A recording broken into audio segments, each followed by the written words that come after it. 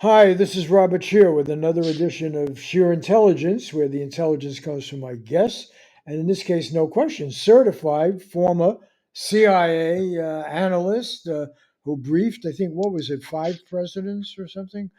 Ray? Three, Three. And three. one of them, Ronald Reagan, you briefed, but it wasn't clear he was always awake or he was doing something else, sleeping. But you briefed him from 81 to 85. You did President Ford, President Nixon. You were a Russia expert. You actually went to school quite close to where I grew up, and then I went to school at City College in New York, in Harlem. But you went to Fordham University, and we overlapped. And you were in ROTC. You went into the Army, and then as part of when your military duty, you were assigned to the White House because of your language skills and knowledge of Russia and China. And anyway, you ended up being a very important chief of Russian analysts section, right, in the CIA. The reason I wanted to talk to you is we're at one of these moments in history, really frightening, where people are arguing about what is history, what is truth, what do we know? And we've had this discussion about the Ukraine and Russia, and we've had it endlessly. What can we trust in the way of information, of fact, what have you? And here we have a narrative about Israel and Gaza. And you wrote an interesting article. You said, wait a minute, what is this Europe pretending they have nothing to do with this?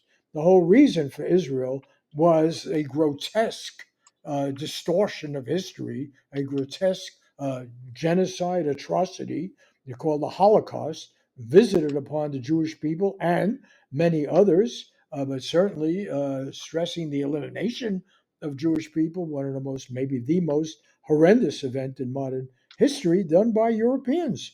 And the ironically, right now as we speak, here is was Germany, the country who gave us the Holocaust, and they're now arresting people if they demonstrate in Germany for Palestinian rights, and they feel totally self-righteous, and they're the second largest arms supplier to Israel. So this whole narrative about who are these Palestinians, what is Israel, what is security, becomes a garbled history. I want to begin with Israel's occupation of Gaza and the West Bank and something called the Six Day War. By then, you were functioning as a full fledged analyst in the CIA.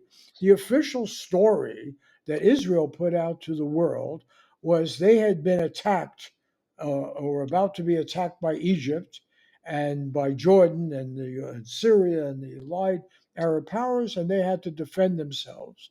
And as part of their quick victory, in fact, they hadn't been attacked. I read this quite recently in an article by you, but it's a familiar history. And Menachem Begin even admitted it, the former leader of Israel back in 82, I think, that this was a war of choice, was a preemptive strike. And as a result, the Palestinians, who had nothing to do with attacking Israel, who had been occupied really by Jordan, by Egypt, and by Syria, and denied any statehood, they in fact came to be under Israeli control. And so Israel's bombing of Gaza now and their control of West Bank is something that came out of a war of conquest that they claimed they were waging to protect themselves against Egypt and Jordan, but actually they ended up occupying the Palestinian people. They made a separate peace with Egypt and Jordan, and now it's these Palestinian people who are being blamed for everything, and they are the subject, and one can argue about, the degree to which this represents genocide uh, against the Palestinian people. So, how do you see it? And how did you see it when you were in the CIA at the time of the Six Day War? Well, Robert, there's no argument about genocide. It's a textbook case of genocide. We know what happened to most people think 6 million Jews back during the Third Reich, or 2 million, did I say 1,000? 6 million Jews. Are 2 million Palestinians any less important? I'd like to go back 2 decades earlier when you and I were callow youths in the Bronx, okay? I remember I was 9 years old and you were probably 10 or 11. You're much older than I am. And I remember the rejoicing that Israel had its own homeland. My God, it was great. The parades up and down the Grand Concourse. Maybe you remember that. Nobody Yes. told us. Nobody told us that there were people already there, like not only for centuries, for millennia, okay? They were called the Palestinians. They were driven out. Most people say between 700 and 750,000 of them were driven out by the Israelis so that they could occupy this land without a people, so to speak. So it goes back to then. And of course, as I learned these things later on in life, as I got a little bit better educated, I joined the CIA. And then let's fast forward to 1967. Uh, the the Israelis were all powerful there in the Middle East. I remember analysts in the CIA sort of dissing the Arabs as incompetent. An Arab tank had 4 gears, three reverse and one forward in case of an attack from the rear. This kind of joke about the Arabs. The Jews were supreme, and then of course in 1967 they put out this word that they were about to be attacked by the Egyptians and by the Syrians, and so they had to defend themselves. Well, we know that wasn't true, but we weren't allowed to say much about that because it was very sensitive, even in government, to say, well, the Jews were lying about this, the Israelis were lying about this, okay? Now, during the 1967 war, when the Israelis did take after Egypt and after Syria and destroyed their air force on the first day, then they were going up on the Golan Heights in Syria to take that. And they knew that the U.S. disapproved of that. They knew that the U.S. was intercepting messages between the armed forces in the Sinai and the ones at Tel Aviv, and they knew that the ship, the intelligence collection ship that was collecting those signals, it was called the USS Liberty. So, long story short, they tried all they could to sink it. Luckily, a sailor got an SOS out, and the Sixth Fleet came to the rescue. The Israelis got out of Dodge. Well, let me just say 34 U.S. sailors were killed, 171 wounded. Most of the crew actually were wounded. So that was part of this attack. Now, why? Well, because the Israelis are they're much more comfortable asking for permission. For asking for forgiveness rather than permission. They knew if they told the U.S. that we're going up in the Golan Heights to take that from Syria now, we said, no, it's not a good idea. You got enough now. And they went up and they took it. Now, as you pointed out, in 1982, when the Israelis were still riding very high, Menachem Begin, the former prime minister of Israel, was talking at the National War College in Washington, and he was very expansive. And one of the paragraphs that he said, I'm going to read to you, and I have it up here on my side of my thing, so I'm not going to misspeak. Here it is. In June 1967, we had a choice. The Egyptian army concentrations in the Sinai approaches do not prove that Nasser was really about to attack us. We must be honest with ourselves. We decided to attack him. Okay, end quote. Now, so there you go. That's what happened in 67. It was a war of choice, as we're accustomed to say, like the one we did against Iraq. And they ended up with the West Bank, parts of Syria, the Golan Heights, and Gaza. Now, they had the Sinai as well, but under a separate deal, they And gave that parts of back to Egypt. Jerusalem too, the Arab Oh, portion. yeah. Well, Jerusalem, they got a slice of Jerusalem, but Jerusalem was not given completely to the Israelis. They did take it over, but it's an international city even today. So the reality is that they did this, that they had carte blanche to do it, that they were given forgiveness, if not permission, before they went up on the Golan. And that's the situation that exists today with a president who thinks that he shows himself as being joined at the hip with Bibi Netanyahu, and it looks like Biden is actually making the decisions on this because they're crazier even than the ones Blinken and Sullivan would have made. We're so isolated, and this is not going to come to as the Chinese used to say, it's going to come to a no good end for us and for Israel. Things are escalating now. And I have to say that the Arabs, the Turks, and the Iranians have what we call escalation dominance in that part of the world, just as Russia has escalation dominance vis-a-vis Ukraine. I don't know who's running our policies, but when Putin calls them crazy, I guess that's one thing I would agree with Putin on. They are crazy. Two-front war, Far East as well as Ukraine, and now this in the Middle East. Crazy indeed, and I just hope it doesn't get out of hand as it may, since someone blew up 100 Iranians, killed 100 Iranians today, and wounded another 100, another 200 actually, and the hand behind that is suspect. Well, it seems to be Israel. Israel has not even denied it yet. We'll see how the Iranians react. They have been very cautious. I hope they continue to be cautious, but there's a chance. There's a chance of another false flag. Let's say somebody sinks the carrier that we still have, the Eisenhower, sinks it in the Persian Gulf or the Med, wherever it is right now. That would be blamed on whom? Israel? No, that would be blamed on the Iranians. And then Let the me, neocons will have their war. yeah, but let me cut to the chase here in terms of the imagery of virtue, and again, it's almost a sort of biblical proportion. Uh, and we have, heads of our some of our leading universities lose their job. The head of Harvard just today, as we're recording this, yesterday, head of University of Pennsylvania. What is being said is that, and it's interesting because you think that the Arab world, so called, holds the high cards militarily, perhaps. But I happened to be in Gaza and in the West Bank at the end of the Six-Day War. I had been in Egypt. I was trying to cover the war. It ended before there was much coverage to do.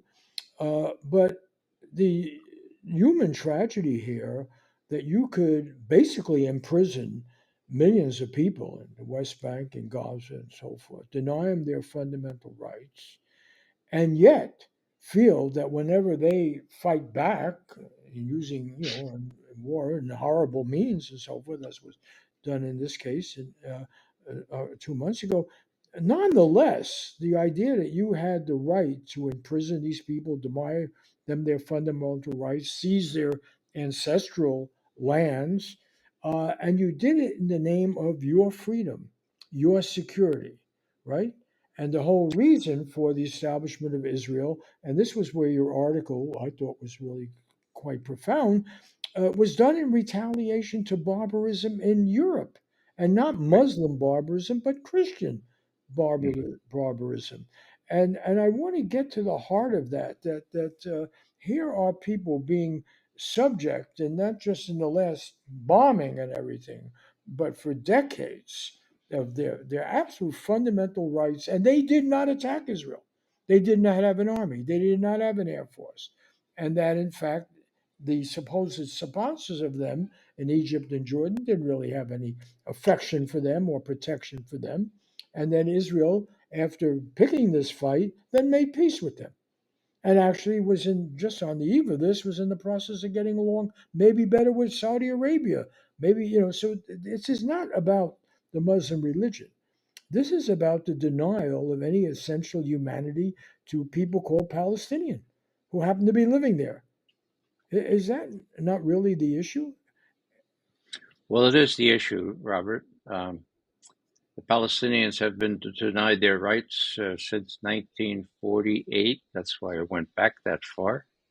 Um, they've been driven. There is as many Palestinians driven into neighboring countries as there are living in Palestine proper. 7 million each is what I'm told. And in Gaza, 2.3 million is what most people say. And the clear intent of the current Israeli government is to get those people in Gaza either dead or driven out of Gaza into the Sinai. Okay. Now, the White House is making nice noises now about, oh, we don't really like this language about driving people out of their homeland. But this was precisely the case that Secretary of State Blinken made to Egyptian President Sisi right after that October 7 attack by Hamas. He said, look, here's the solution.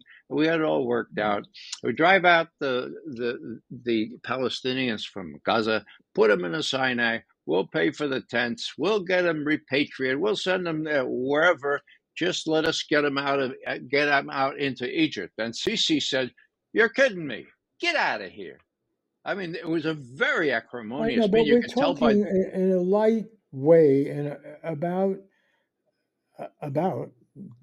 as you said before, genocide. We're talking about putting millions of people to flight, ethnic cleansing, destroying them, and having done so for all these decades. And I want to take it back because the imagery of you can't talk about the Holocaust or the Holocaust justifier. We're preventing another. All of this imagery. I want to take you back to when we were young and World War II, and we had the Holocaust then. And by the way, most of that during that war, it was not reported on very widely. sorry, We were not informed about the true tragedy. Our own government was rather late to get involved in World War II, and people who were shouting the cries about the heinous behavior of the Germans were sometimes considered,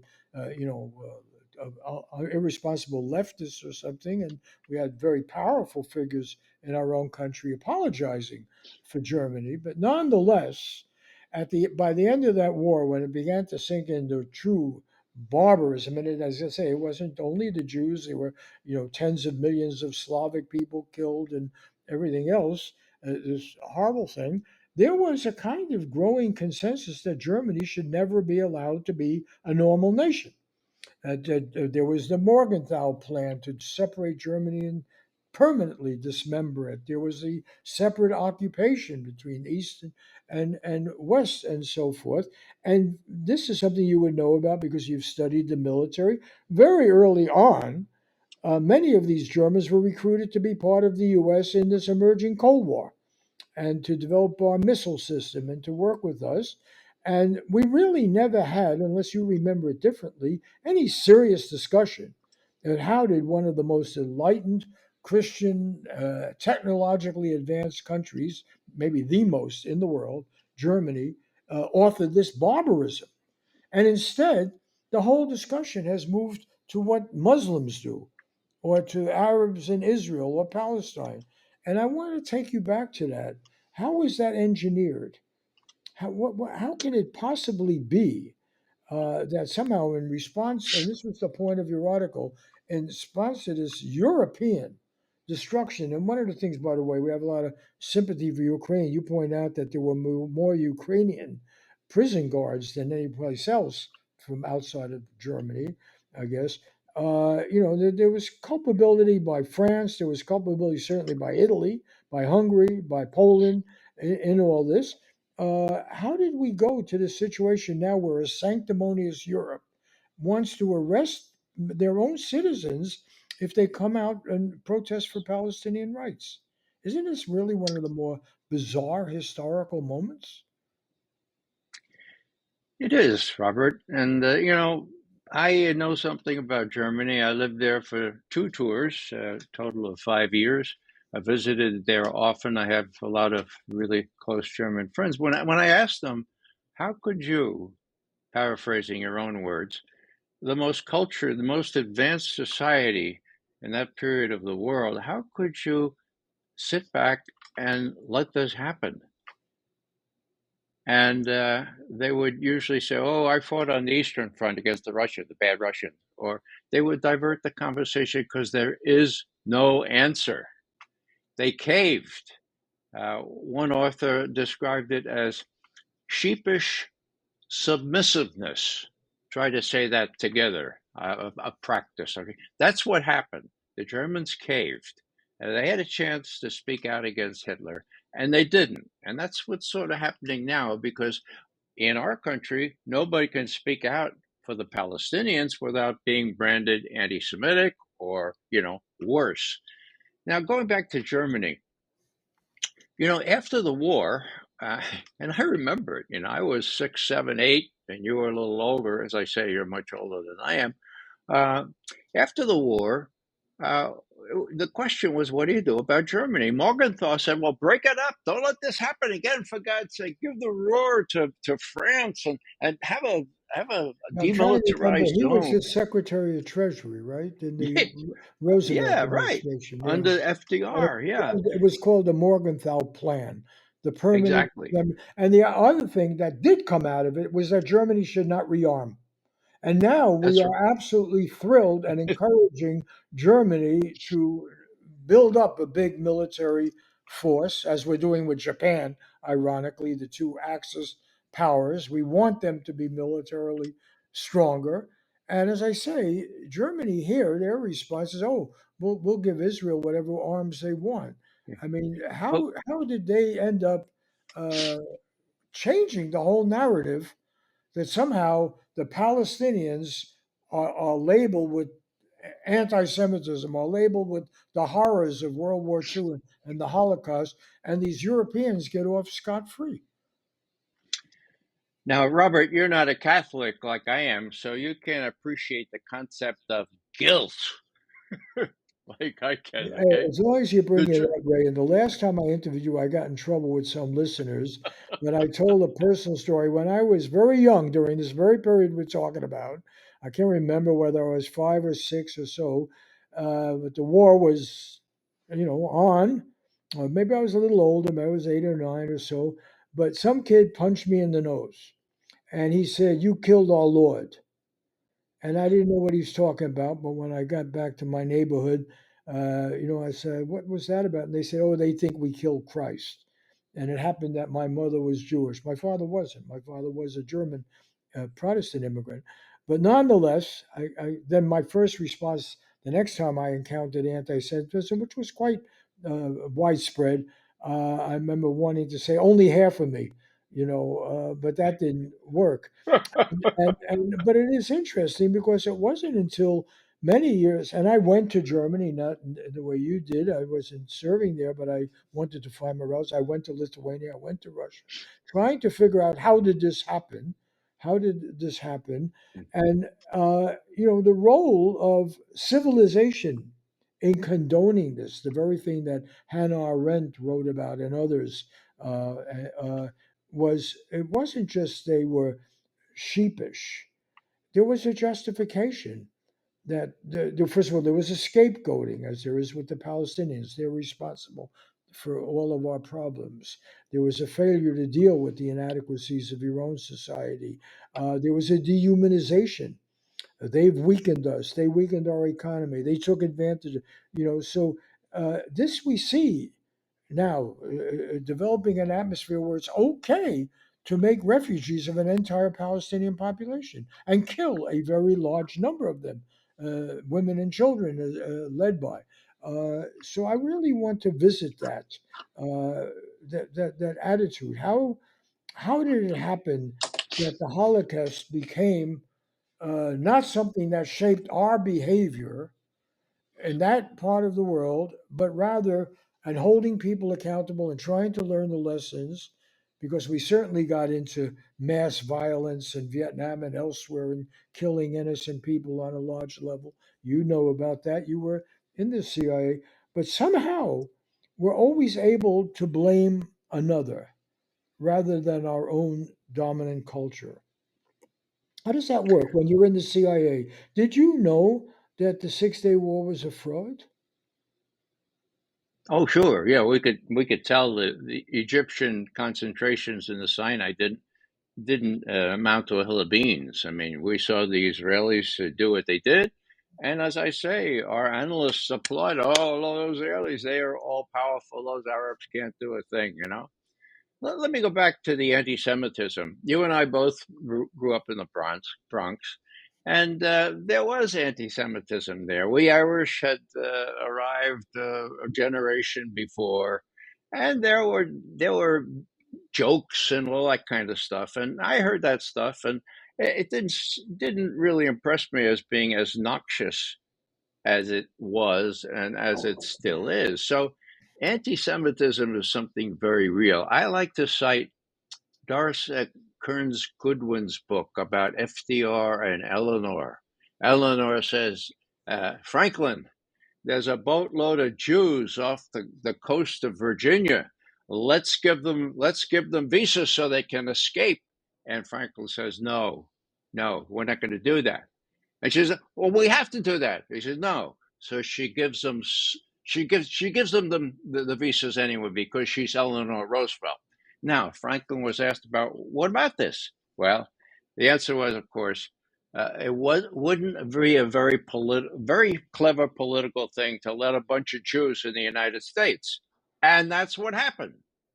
More than one ship was turned away with boatloads of Jews. So when I talk about guilt, it was sort of a joke, Catholic guilt, but it's American guilt as well. And the British, of course, not only guilty, but Machiavellian and saying, let's get rid of these Zionists. And Zionists goes back to the end of the 1800s, right? So these Zionists, they want a place. Let's carve a place. We have a mandate in Palestine. They want to go there. Let's carve it out. They didn't have any sense of doing justice to the Palestinians. So that's one thing. Now,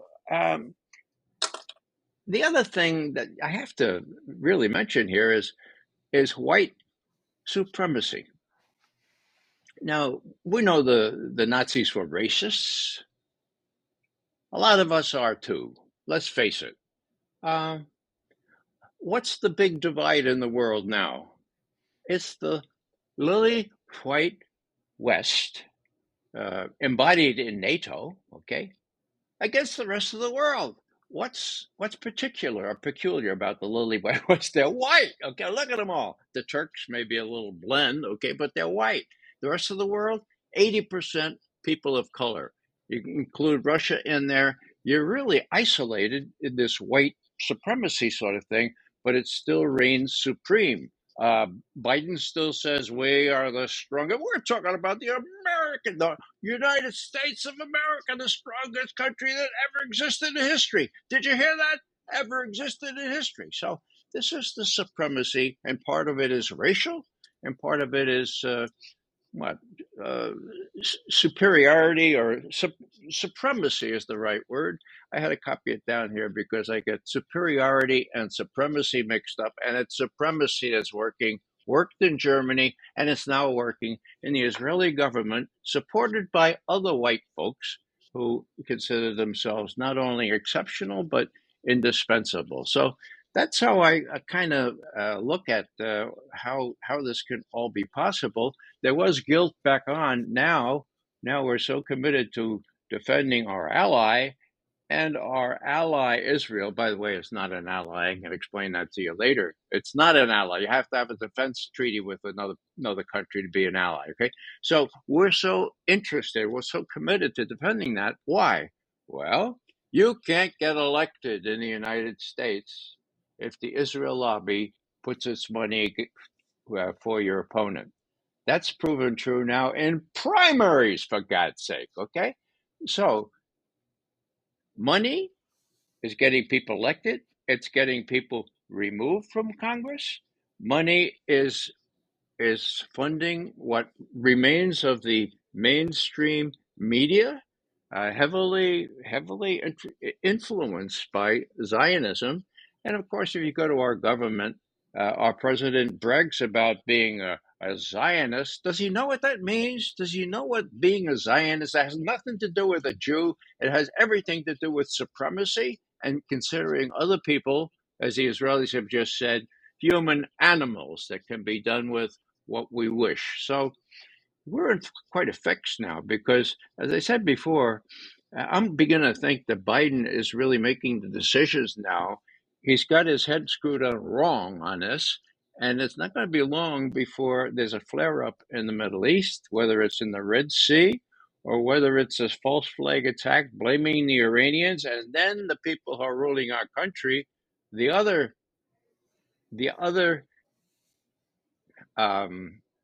people who are in this frame of mind, Nuland, Secretary Nuland, uh, Sullivan, Blinken, they're all Zionists, and they're going to try to persuade Biden, well, okay, you said you defend Israel, you got to defend it against Iran, and the best thing we need to do is go after Iran. What I fear is there'll be a false flag attack blamed on Iran against the carrier that we have now still in the area, the USS Eisenhower. That will be blamed on Iran, and the impulse will be, okay, Joe Biden, you said that you divide Israel for as long as it takes. Now we got to go in with ground troops, so we got to go in real big and defend Israel because they're entitled to their own state and blah blah blah. So it's really, really a very dangerous situation, especially because of what happened today. Now, yesterday, a very prominent top leader of Hamas was assassinated in Beirut. Today, more than 100 Iranians were killed and 200 injured at a celebration for Soleimani. He was the guy that Trump ordered to be executed in Baghdad, okay, because he was planning an imminent terrorist operation. Guess what he was really doing in Baghdad?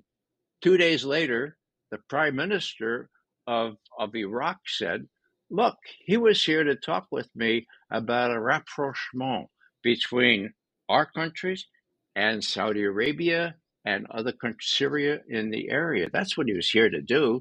He wasn't planning any terrorist operation. So here's Soleimani. That was exactly 4 years ago. They're having a memorial for him, and there are hundreds, maybe thousands of people there.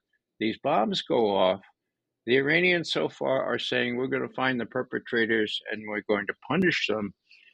So far, the Iranians have shown a judicious restraint. I don't know if they'll be able to do that much longer. This is pretty much a provocation that they will not be able to avoid. And my real fear is that the Israelis will make up something and do a provocation and blame it on the Iranians. And then we in Washington will be totally uninformed, misinformed, and bless our president and saying, yeah, go ahead, put U.S. forces in that area because we have to defend Israel. Well, so the pressing point on which to end this, but I want to challenge one thing you said about the racism aspect. Because, of course, the population of Israel has changed. And there are more people living in Israel who are not necessarily white, who are Jewish. And they have a quite similar history to other people in other Arab countries that they are from. And or neighboring countries. Well, you mentioned Iran as the old Persian Empire, and the irony here is that Netanyahu is able to appeal more to that religious oriented group or people who were actually, sometimes treated very shabbily in the Arab and in the Persian world, not always. But somehow that all I want to get at, how do you have a rational discussion? That's what I want to talk about. We started out with just sort of playing words about intelligence. We have the Central Intelligence Agency because you folks are supposed to figure things out in a rational and informed way. Hopefully, people on the free press side, I put myself there, we're supposed to be doing our homework. We're supposed to be thinking about things and sort it out, And I think the bottom line here is, what information can you trust? This is really what is so confusing, because I must tell you, as naive as I was then, when I was running around as a lone reporter, I was with Ramparts magazine. I was, yes, critical. I talked to a lot of people, but nonetheless, it never occurred to me before I went. When I went, I started to see signs of it, that this was a staged war. I actually, at the start of it, thought, well, Israel was attacked. that there was somehow a justification of this. Mm. I'm being honest about it. I didn't have Mhm. all the CIA information. And the first shock to me on this was I landed at the Cairo airport. It was hard to get in. I happened to be with somebody who was Arabic speaking, who helping me get in. I had some my doubts about whether I was going to get out, and we actually were held at gunpoint for hours that first night until somebody said, no, no, they actually were invited to come, rather than that we were going to do. But the interesting thing was at the airport, the Israelis had managed to, they were very proud of it after. When I got to Israel, I had people bragging about it. They only hit the real planes, not the dummy planes. There were fake planes and so forth. They had such deep knowledge of Egyptian intelligence, of the Egyptian military. They knew exactly who the different people, and they had bought off a lot of people or had deals with a lot of people and so forth. And so the David Goliath image collapsed those first weeks that I was in Egypt. It was bizarre. Where was this military monolith? And really the problem with Nasser was he was a nationalist and he had nationalized the Suez Canal before and he was challenging British and French colonialism. All of that was left out. He really wasn't that focused on what was happening with Israel. And the decision of Israel to be allied with Western colonialism was what tricked it. But the amazing thing is, there was an idealism to Israel and the old Labor Party, and some of these people were leftists and so forth, which has all been wiped out. And this is now a different Israel. I wonder if whether you have that same sense. And it's very difficult to know where does the religious part, which after all does not uniformly endorse creating your own second coming, and where is it old-fashioned nationalism? And my only concern now in talking to you is, do we have any smart people, informed people figuring this stuff out in the CIA? And that the president might listen to, or the people in the State Department? My answer to that, Robert, is probably not. And there's a history to that. The analysis division of CIA was corrupted one generation ago, and has never recovered, to my knowledge. That's why the president could be told that Russia had already lost the war in Ukraine. Can you imagine? It was 180 degrees away from reality. So, no, what you have to do is look for people like, people like John Mearsheimer, uh, University of Chicago professor, and people like Sachs, Jeffrey Sachs from Columbia, people who had their head screwed on right, who've been around for a long time, and who have a really solid record of speaking truth to power. Now, the irony, of course, is that these people are well known in circles that are really interested in the truth. But when I asked John Mearsheimer, who 9 years ago said Ukraine crisis is the fault of the West, and explained out exactly how it happened and what would happen, namely that it would end up destroying the country of Ukraine. I asked him, I said, John, this is about a year ago. John, you were in Washington just last week. Did anyone get in touch with you to consult with you, to ask your opinion on anything? He said, Ray, are you kidding? He says, no. He says, Ray, I've been in this business 35 years. No one in Washington has ever asked me for my opinion on these things. Now, here's the dean of the realist school of international relations, okay? Widely respected. Now, in my day, we had enough humility to get these guys in a room, invite them and talk to them, even if they were devil's advocates or they devil themselves or they had really contrarian opinions. We wanted to hear them. Now they don't even try to talk to these people. They're under this little kind of supremacy little thing, and they're only going to tell President Biden what he wants to hear. And my great regret is that this guy, what's his name, Bill Burns, who is head of the CIA now, and is not a dumb guy. I mean, not a dumbass at all. I mean, I know him. He knows a lot, and he's become a cog in the wheel. If the president wants to say, "Oh, Russia has lost in Iran, in Ukraine," well, Bill Burns will say, "Oh, yes, sir." And besides that, the Russian armed forces have been shown to be as weak and corrupt as any armed forces in the world. Huh? It's just the opposite. So Bill Burns has become a little cog in the wheel. Let's say as an honest analyst somewhere in the bowels of the CIA, is he going to get promoted if he promotes a different idea, the kind that John Mearsheimer has? No, he won't. So the whole thing in intelligence is corrupt. Don't look to our analysis division for any sensible solutions or even views because they aren't there. They've been suppressed. It happened. It started with Bill Casey. I was there at the time. Bill Casey came in and he said, the Russians are responsible for all terrorism worldwide, aren't they? And we looked at him and we said, well, no, they're not. What did he do? He went to the Defense Intelligence Agency and got a little group, and they put out an estimate saying the Russians are responsible for all terrorism throughout the world. That's what he did.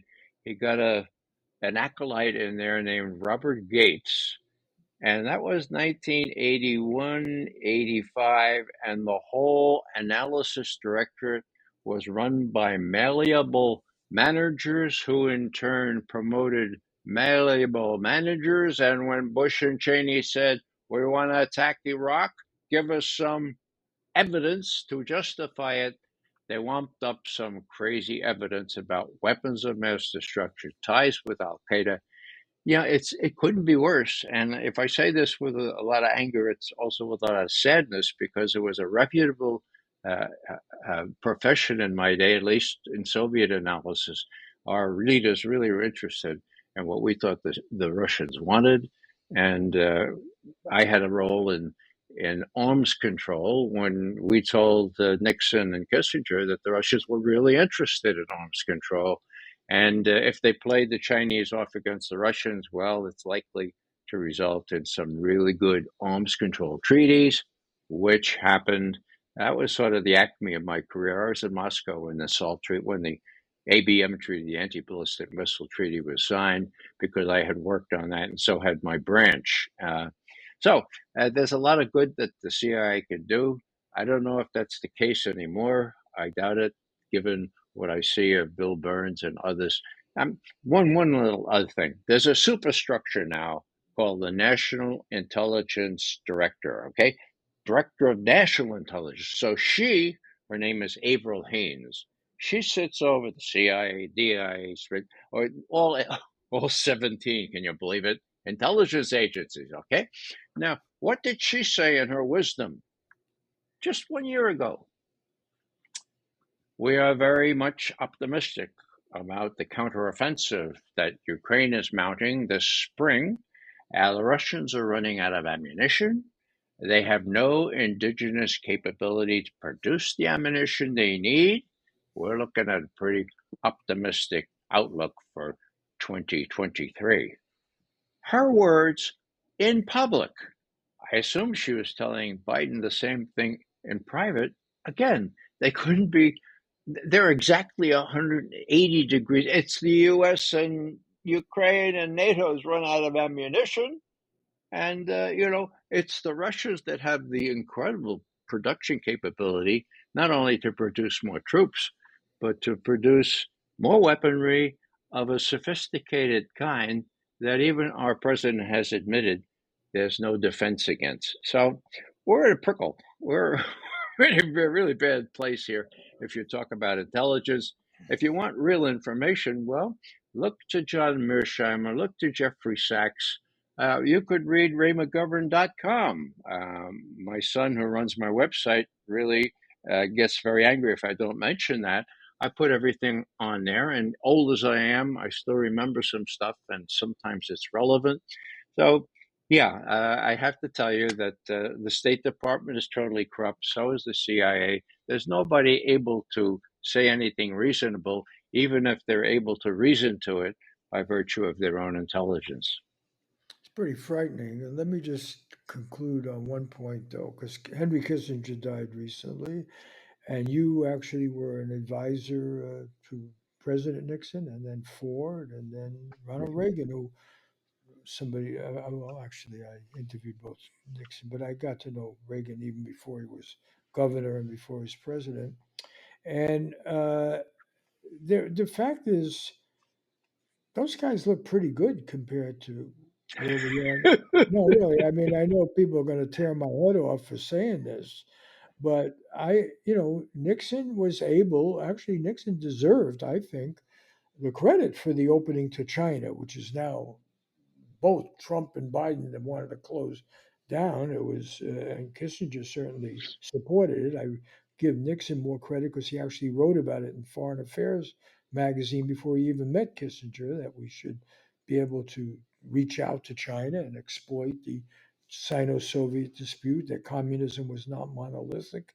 And we did have arms control. And Ronald Reagan met with Gorbachev, and they had, an understanding it would be good to get rid of nuclear weapons. Those look like the good old days now. And even, yes, Vietnam was this terrible war, but at least they understood to try to put some limits on it. Now we're in a situation where, and one of those limits is that we're not taking on a nuclear power. Now we have just wild abandon. Let's provoke them. Let's put the stick in the eye of the bear. So I'm asking you a Mhm. final question. Are you more afraid about the future of humanity than ever before? Or do you think there's a bright spot? What is it? Bright spots. Um, well, let me mention two possible bright spots that appeared just in the last few days. One is that for some reason, the U.S. Navy was ordered to bring the USS General Ford back to Norfolk out of harm's way. Now, not many people know that. Am I talking about straw in the wind? Yeah, that's a straw in the wind. Number two, the Israelis announced they're pulling out several brigades out of Gaza. Straw in the wind? Yeah. Does it mean much? Well, together they might mean something. But that's all I have to offer with respect to good points. Now, bad points? They're galore. You mentioned, well, let me go back to President Kennedy, who was responsible for getting me down from Fordham to briefing the White House eventually. Um, he made a big point in the June 10 speech, 1963. I had just joined the agency. He said, look, what we never want to do is face another nuclear power with a choice between humiliating defeat and using nuclear weapons. Okay? Does that make sense? Of course it makes sense, all right? Now, what about now? Well, as you point out, Robert, we are now engaged in a war with a nuclear power, and Russia is not losing. Russia is winning hands down in Ukraine, and that will become obvious to even the New York Times in the next month or two. Okay? So, what am I worried about? I'm worried about what Biden might decide to do. Now, it's going to be a humiliating defeat on the part of the United States, Ukraine, and NATO. Are they going to say, oh, darn, that was a bad idea? Russia won. I don't think so. The mentality is, what else we got? Okay. 2 months ago, um, President Biden says, hey, Secretary Austin, I hear the Ukrainians are running out of 155 millimeter shells. So let's give them some of ours. And he says, well, sir, sorry, but we've given them a lot and they keep shooting them up. And actually, we don't have any more. What else we got? Well, we have these cluster ammunition. We have the cluster shells that we don't, lots of, well, give them those. So we give them those, okay? Now, the war is coming to an end with the Russians winning. Now, What's Biden going to say now? What do we do now? And not Milley, but Austin and the new chairman of Joint Chiefs of Staff said, "Well, we don't have any more 155 millimeter shells. Neither do the Europeans, and we can't even get any more money from Congress. So what? Okay, so what do we do? Well, up there on the top shelf there, right underneath the 155 millimeter cluster ammunitions, those are the mini nukes. Okay, now those are the ones that have the padlock on it. I know the combination. Okay, let's use a mini nuke. Uh, that'll show the Russians we really mean business, and we won't be seen to have lost the war before the election next year. Now, why do I think that crazy idea might have currency? Because there's a personal stake in this for Biden, for Blinken, for Hunter Biden, and for Sullivan. What do I mean? I think you know what I mean. If they lose the war, then they're going to lose the election. If they lose the election and that other guy comes in, they could actually lose their freedom. They could go to jail. I know enough about what's available in court documents and testimony to Congress to show that not only Hunter, but Uncle Joe, his dad, and Blinken and Sullivan have played fast and loose with the law so that they could end up in jail. So what am I saying here? They have a personal incentive. History is replete with examples with people in power having personal incentives to do crazy things to fend off threats to their own political life and their own freedom. So if I'm now, doesn't matter what I think, if I'm right, and my job for 30 years was to put myself in the shoes of Soviet or Russian leaders, if I'm right, then Putin is looking on this. He's riding high in Ukraine. He's exploiting the troubles in the Middle East. And so, what's he going to do? Is he feeling sort of, well, he's feeling his oats, but he's got to worry. He's got to worry about what these guys might do. Mini nukes? Oh, yeah, they're only about a tenth of the size of what we dropped on Hiroshima, Okay.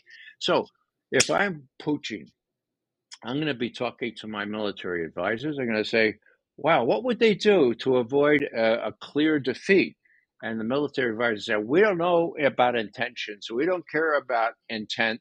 We care about capabilities. They can do this. So my notion is that Putin, despite all his recent bravado, and despite saying, the U.S. has now turned into not a partner but an enemy, and we got him by the short hairs in Ukraine, despite that, he's got to be very, very sensitive to what these guys, Biden, Blinken, Sullivan, and Nolan, might do to stave off defeat in Ukraine, defeat in the election, and possible personal ramifications if that other guy comes in and is as vindictive as many people think he would be. After all, he has lots of cause to be vindictive.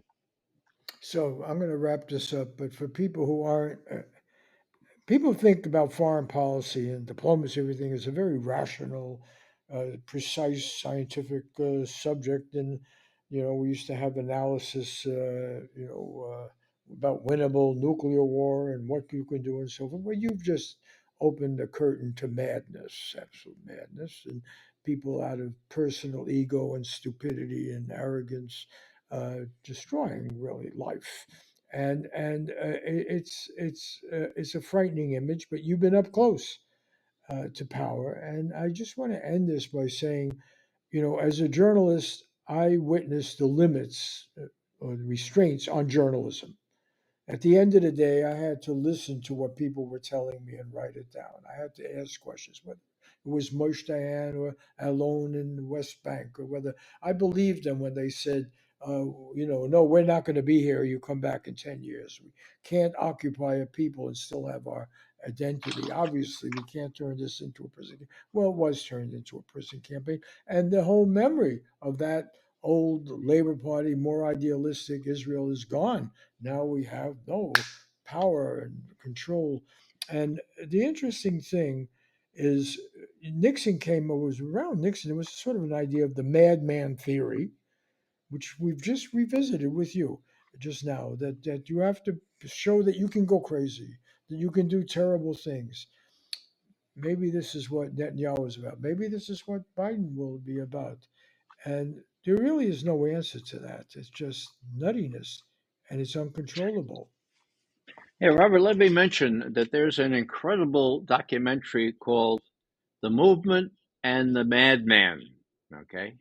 When I say incredible, it's hard to believe that a movement such as we've been used to in the past was able to deprive the madman from doing really stupid things in Vietnam. The madman was going to be Richard Nixon. He talked with Kissinger. This has all come out now in confidential documents. He and Nixon and Kissinger were planning this madman theory where they would give Hanoi the idea that we were going to use nuclear weapons to finish this damn war. 1967, okay? It was all planned. And what happened? A million demonstrators in Central Park, hundreds of thousands of other demonstrators. And we know from these documents that have been released that turned the tide. What Nixon wanted to do, with Kissinger agreeing, was move troops up into North Vietnam to the border of China. Now, you remember, you're older than I am, you remember what happened last time we went all the way to the border of China and Korea, right? Okay, so that's what he wanted to do, and he wanted to threaten that he was going to he was going to nuke the North Vietnamese. So it was the demonstrations that prevented that. And that's documentary now. And it's in this wonderful video. It's called The Madman and the Movement, or vice versa, The Movement and the Madman. I suggest everyone get a hold of it. It's online. It's in the internet, and you can get a Okay. And copy. what But is it your son that's wants us to mention? RayMcGovern.com? oh yeah, I do a lot of tweeting now on X, and that's at Ray McGovern. And a day later, all of these things, plus more, my lectures and so forth, it will appear on raymcgovern.com. That's our website. My son, who runs it, says that I should add, if you don't get it, you don't get it. But I'm too humble to say that, Robert. Okay. Thank you. And I didn't know that I would spend this much time in my life with a guy from Fordham University, but I guess you had some major intellectuals there and got some things right. So, from an old city college guy. Thanks for doing this, Ray.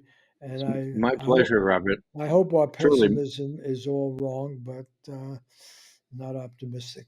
Take care. Oh, let me just say, I forgot. I have to give the back with Laura Kondajarian and Christopher Ho at KCRW, the excellent NPR station in Santa Monica, uh, post these shows. Joshua Scheer is our executive producer. Diego Ramos writes the introduction. Max Jones does the technical video part. And I want to thank the JKW Foundation in memory of Gene Stein, a very independent and important writer, for giving some funding to help us get these things out. See you next week with another edition of Scheer Intelligence. Take care, Ray.